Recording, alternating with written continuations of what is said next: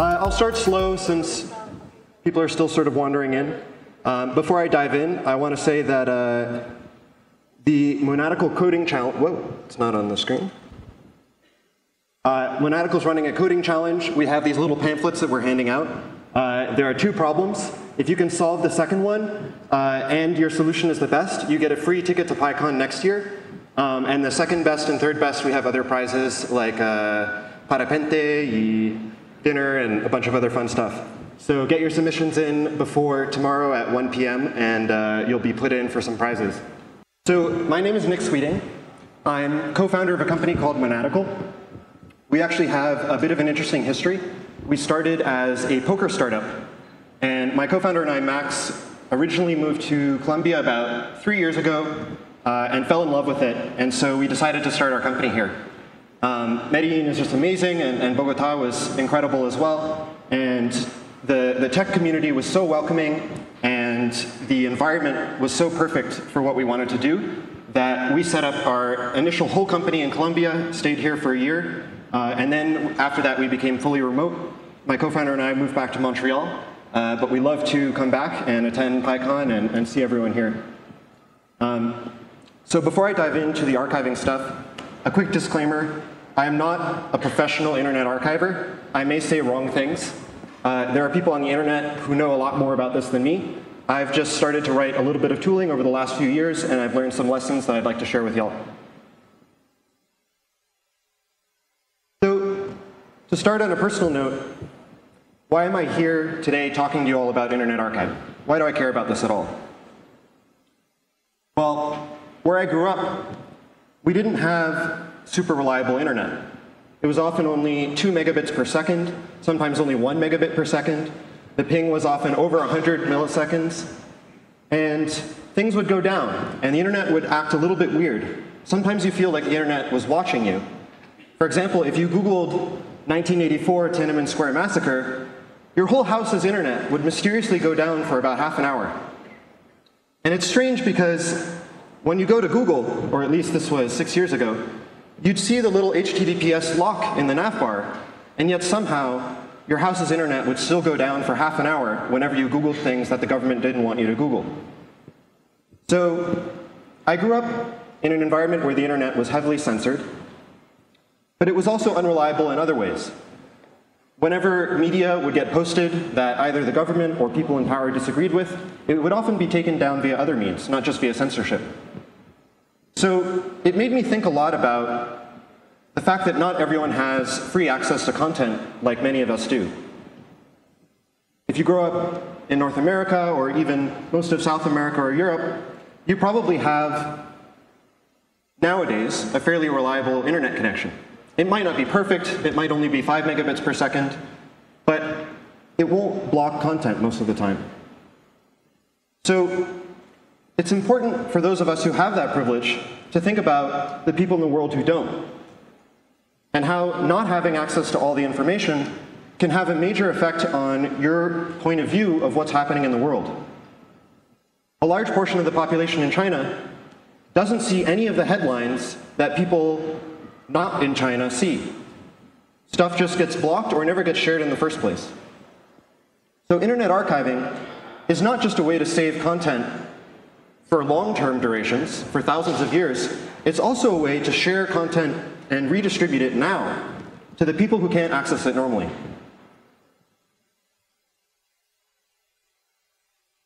So when I was in China, I'd find like a New York Times article that I wanted to share with a friend, or something posted on Weibo, and that's the local blogging site. And I'd collect the links over the course of a week, and maybe I'd send them to a few friends. And often I had the experience of sharing a link, and a friend messages me, and they say, hey, it's blocked, or hey, it's 404ing, it went down. And I really got tired of this because I felt like a lot of the good content that I care about on the internet was just disappearing. It's like sand falling through your hands. So I made a little tool called Pocket Archive Stream. So Pocket is a tool created by Mozilla that lets you bookmark things. And you get a little queue similar to Instapaper or Pinboard, or there are many services that do this. So I just set up a quick little command line tool so that everything I bookmarked got saved on my computer locally. And then from there, I put it on a server, so it was rehosted as static URLs. And that way, if something went down, I could just go to my little personal archive of my corner of the internet, copy the URL, and give it to my friend. And they're like, whoa, this was blocked 30 minutes ago. How'd you do that? So this tool really wasn't that impressive. It didn't do anything novel. And I didn't really have high hopes for it becoming anything. Then in 2017, the Equifax breach happened. So I don't know if it made the news here or how big of a deal it was outside of the US, but in the US this was a very big deal. Equifax is a credit monitoring company. So they essentially have access to all of your financial records, most of your financial records, and they form a credit score, which is how reliable you are in the eyes of banks. And they got hacked. Well, they didn't really get hacked, they just exposed a lot of information, and it was downloaded by many, many people. So this was a huge deal. Up until this point, people had largely just trusted these companies blindly. So when Equifax announced their breach, they did a very silly thing. Instead of going on equifax.com/breach announcement, they registered a whole new domain called equifaxsecurity2017.com. A ridiculous domain. Who does this, right? Security people know that the root of trust on the internet is often your domain.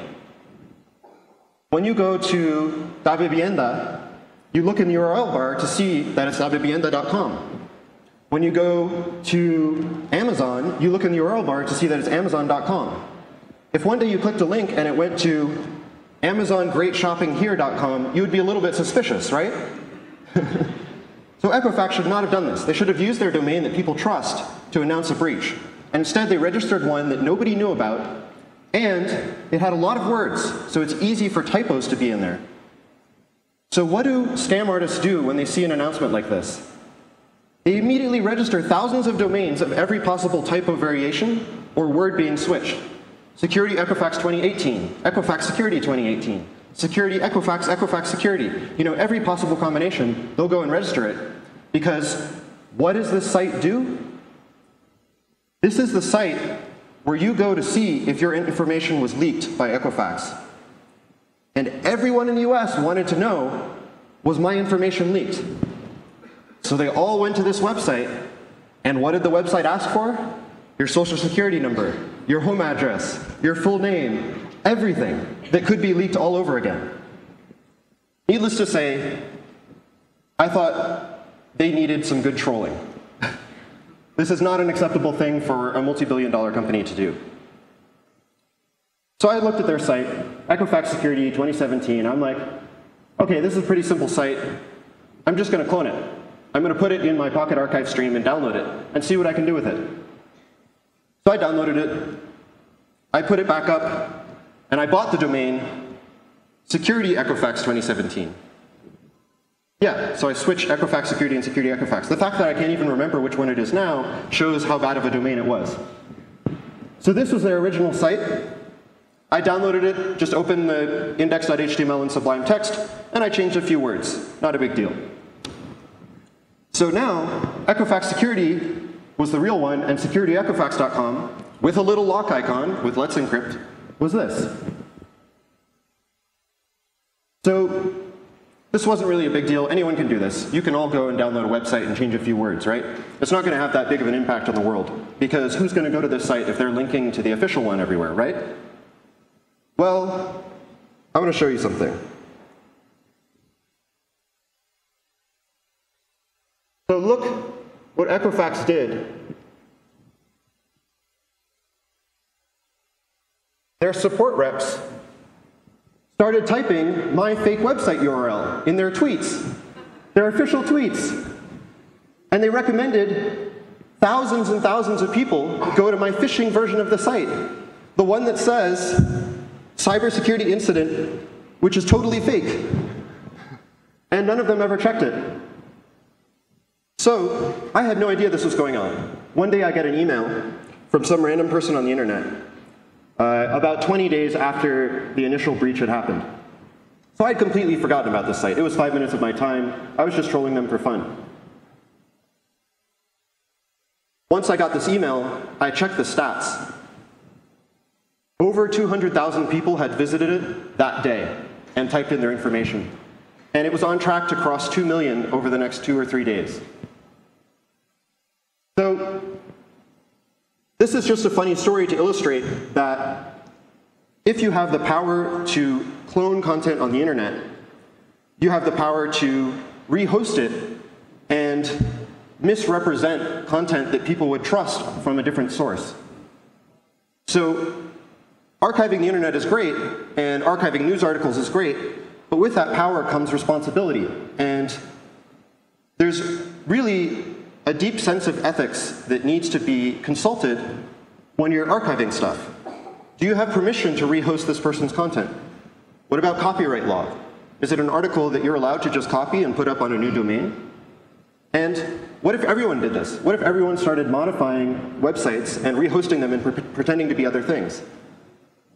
So as we go further into internet archiving, I want you to think about this story as a tale of caution of the power and the responsibility that comes with cloning things.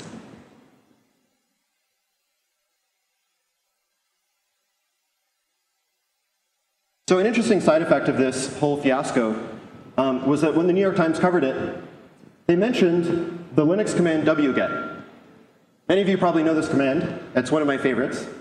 And someone on Hacker News posted that this was actually only the second ever mention of wget in New York Times history.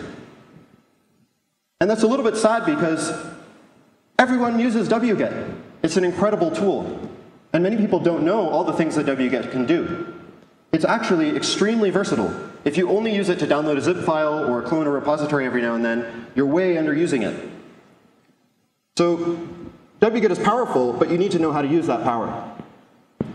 This is the full list of options that I've come up with after years of using wget to perfectly clone a website. But once you have this, it's easy. So I want to demo it. This is something you could all do, is clone a website. Let me just move my window over.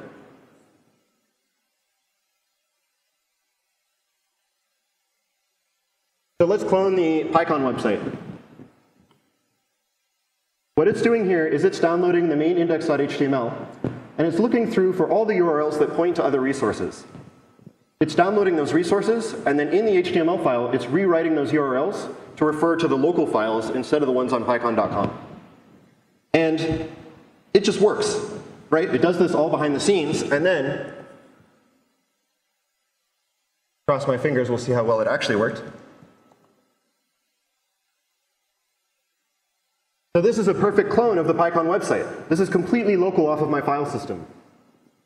It's not making external requests. It's actually downloaded all of these images. It's downloaded what media it can, but it probably didn't download that YouTube video. So it's not perfect, but it's very, very powerful. You can archive and clone most sites with this. And then you have a perfect offline local copy.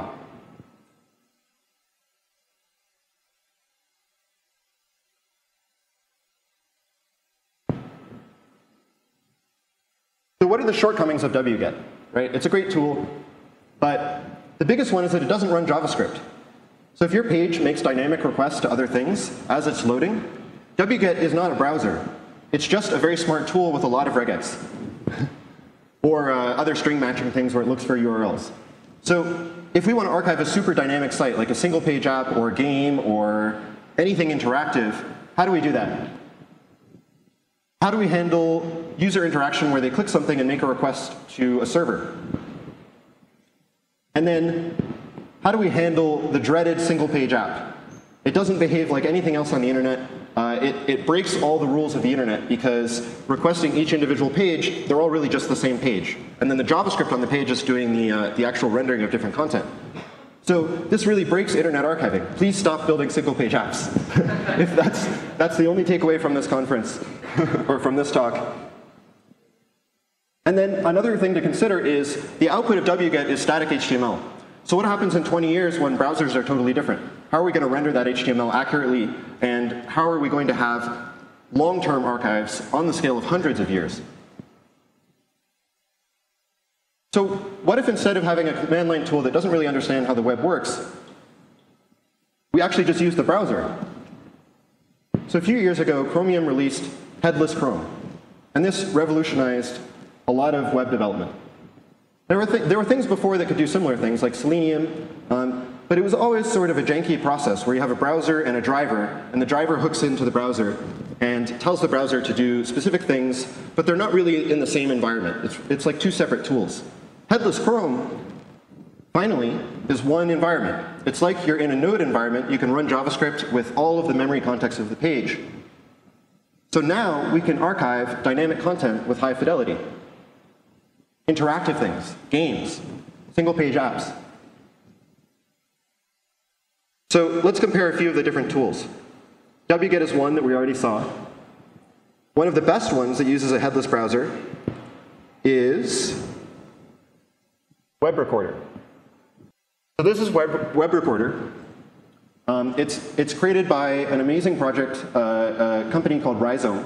They build a lot of web archiving tools, but this one in particular is fantastic. So it lets you choose between Firefox or Chrome as your rendering engine, and then it essentially records all of the requests that are made while you're interacting with the page. And then when you revisit the archive later, it just checks the request headers to see if the requests match up, and it'll pretend to be the server and serve exactly what the page needs to render. So this is essentially the perfect ideal goal that we all have when doing internet archiving.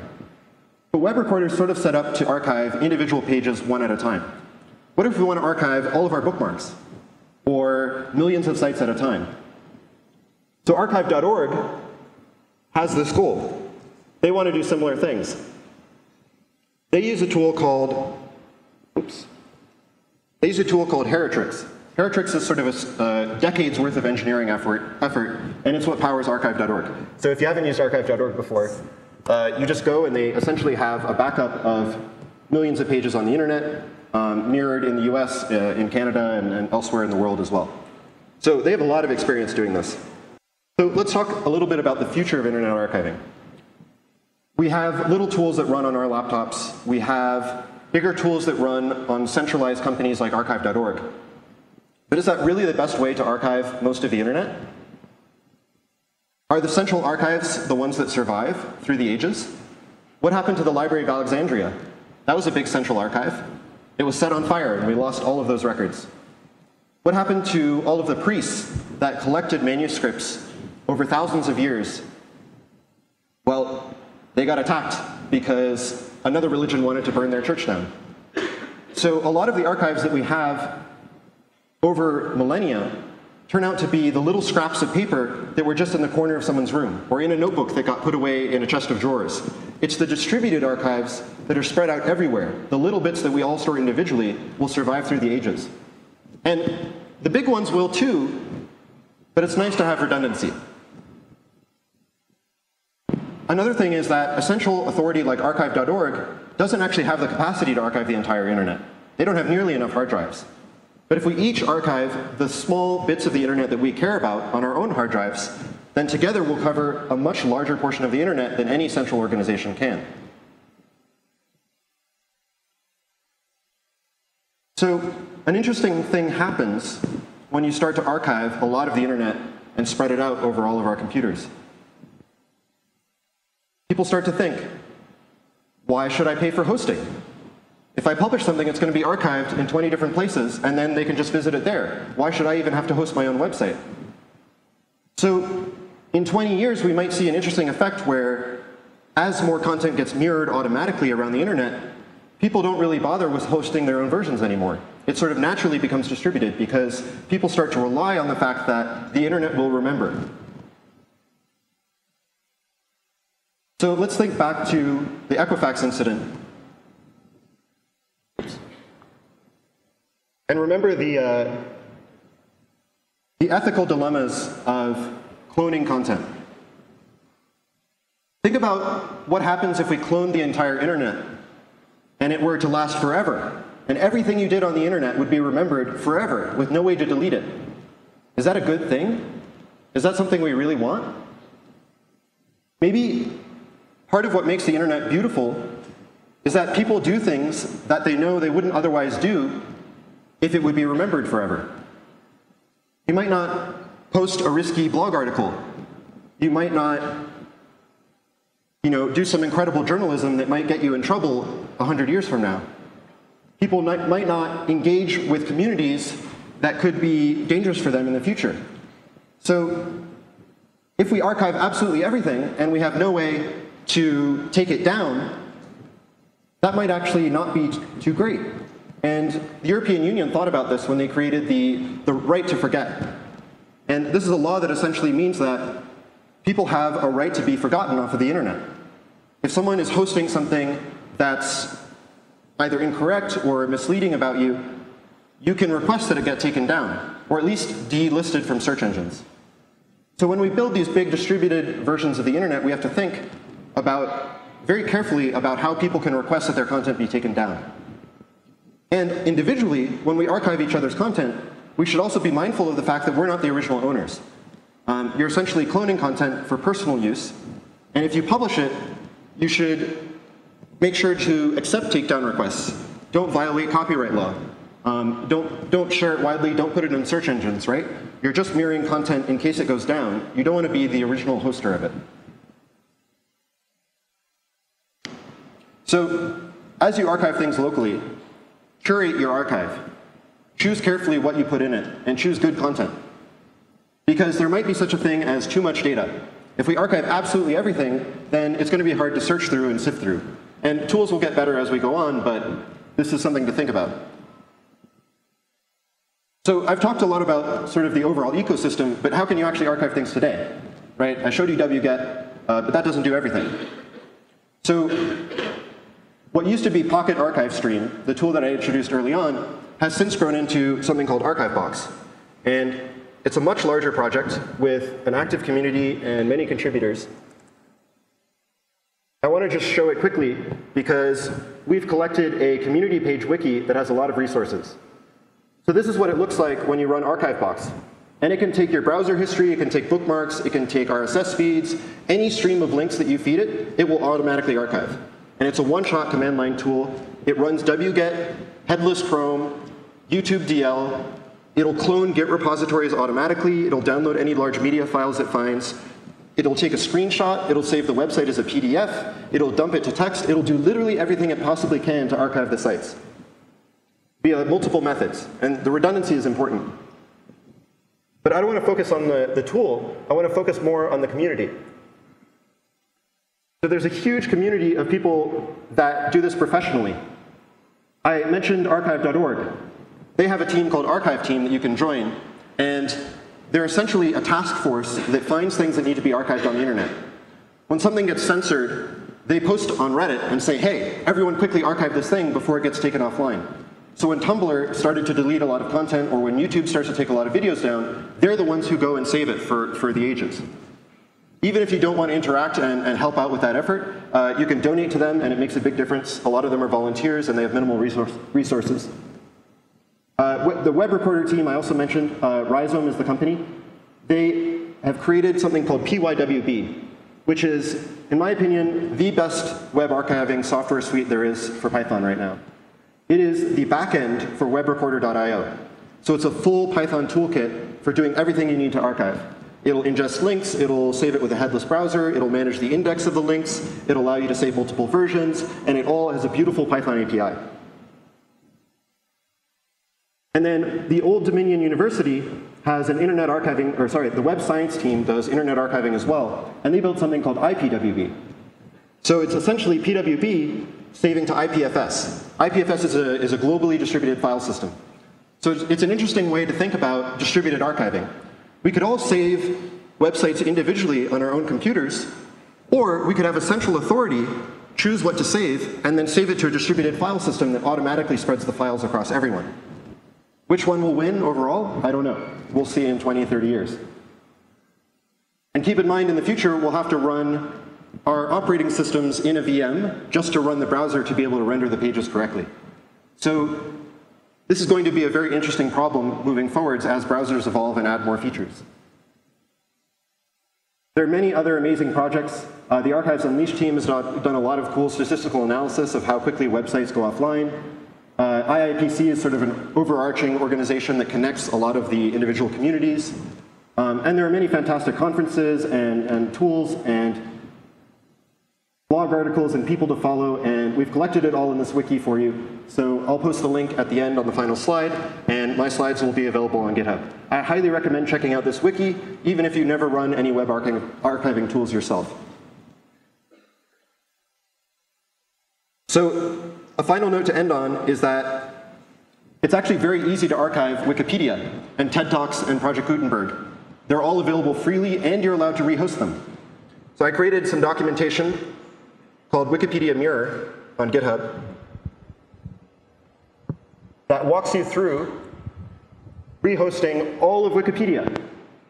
So on my server at home, I have the entire English Wikipedia, Project Gutenberg, all of Stack Overflow, and the Chinese Wikipedia. And altogether, it's only about 200 gigabytes. And the awesome thing is that the English Wikipedia archive is only 80 gigabytes for 6 million articles and images. All of the images in all of Wikipedia are offline on my server. It's incredible. So if everyone does this, if everyone works on rehosting Wikipedia, it won't go down as often.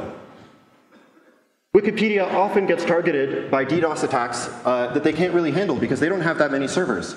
Or governments will take them down because they don't like one article that's on Wikipedia. They just shut down the entire site. This really, really affects people. They can't do their homework, they can't study, they can't, academic research grinds to a halt. The government uses it. So when huge resources like this get taken down by governments, it's really important that we all step in to help and rehost it. So that's the URL if you wanted to take a picture of the web archiving wiki that has all the resources. I'm going to move to the next slide because it also has a link to the slides that has this as well. So that's the end of my talk. I would like you to all go home and try archiving one website. Try archiving one news article that you really care about. And just leave it in a folder and put the command that you use to archive it in a little bash script. And forget about it. But I bet in 10 days, you'll want to archive something else that you think might go down. And then a week from then, you're going to be like, oh wait, that was super useful. I want to archive something else. And pretty soon, you'll be collecting a little treasure trove of the part of the internet that you really care about. And it may end up being just as valuable as the home videos that you collect or photos or writing that you produce. Because we're so entrenched with the internet these days that it really is a part of who we are. It's a snapshot of how we interact with the world. And having your own personal curated archive is an incredible resource that you should all try. So as a final note, I mentioned I work for Monadical. We're a full-stack development company founded in Medellin. Started as a poker site. Now we're doing consulting, and we're hiring. Finish that quiz that I mentioned first, and you get to skip to the final stage of the hiring interview process. That's it. Thank you for your time.